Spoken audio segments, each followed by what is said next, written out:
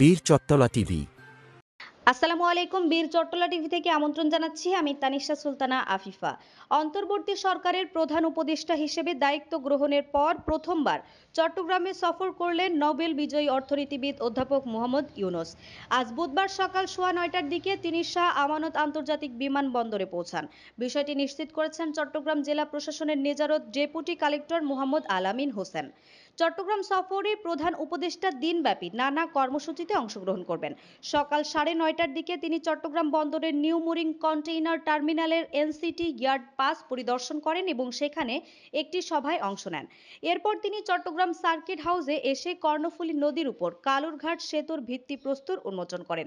দুপুর 2টায় চট্টগ্রাম বিশ্ববিদ্যালয়ের পঞ্চম সমাবর্তনে সমাবর্তন বক্তা হিসেবে বক্তব্য প্রদান করবেন অধ্যাপক ইউনূস। এ সময় বিশ্ববিদ্যালয় কর্তৃপক্ষ তাকে সম্মানসূচক ডিলিট উপাধিতে ভূষিত করে। তিনি 1972 থেকে 1989 সাল পর্যন্ত চট্টগ্রাম বিশ্ববিদ্যালয়ের অর্থনীতি বিভাগে অধ্যাপনা করেছেন।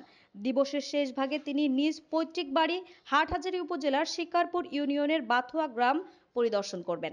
সেখান থেকে সন্ধ্যা 6টায় তিনি শাহ আমানত আন্তর্জাতিক বিমানবন্দরের উদ্দেশ্যে রওনা হবেন। চট্টগ্রাম সফর উপলক্ষে গোটা নগর জুড়ে দেওয়া হয় ব্যাপক নিরাপত্তা ব্যবস্থা।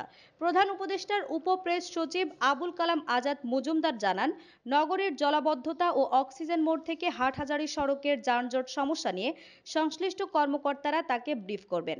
এছাড়া চট্টগ্রাম ন্যাশনাল হার্ট ফাউন্ডেশনের জমির কাগজপত্রও তিনি সংশ্লিষ্ট কর্তৃপক্ষের হাতে হস্তান্তর করবেন।